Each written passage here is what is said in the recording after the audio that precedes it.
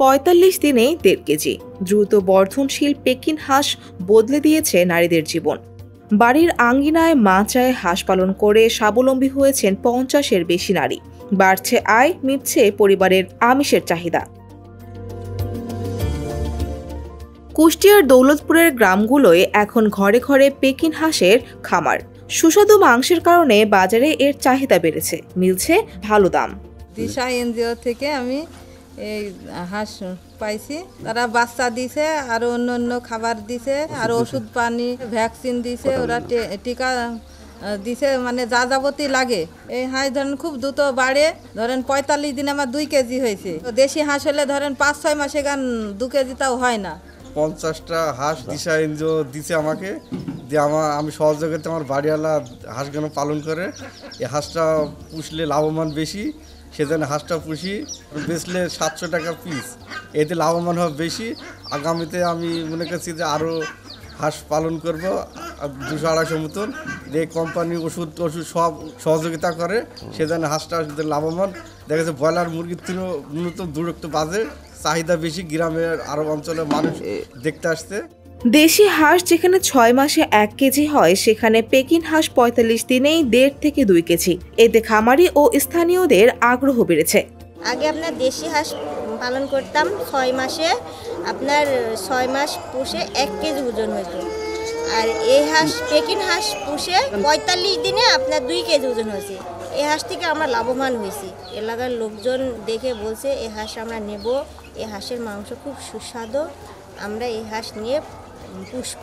বাজারঘাটেও চাহিদা হয়েছে, এতে আমরা লাভবান। ২ কেজি হাঁসে আপনার ৭০০ টাকা করে আসছে।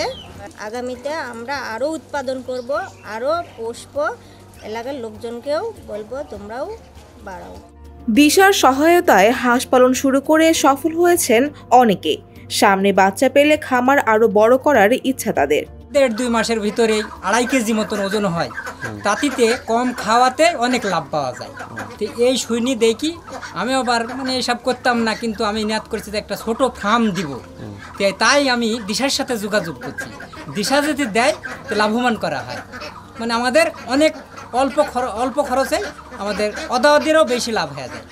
দেশি হাঁস ৬ মাসের এদিকে ডিমও পারে না, ও দেখা যাচ্ছে কেজি খানিক মতন পর্যায়ে হয়, ওই হাড্ডি হয়ে যায়, কেউ নিতে চায় না। অতীতে লস হয়, আবার ধানও মেলা খাই, টাইমও মেলা দেয়, আমাদের না বুঝে পুষি চাষি মানুষ। এই জন্য আর কি আর এইটা দেশে আসছে, যেমন এটা ব্রয়লার ইত্যাদি ধরনের এরকম কয়েকটা ফার্ম আসছে।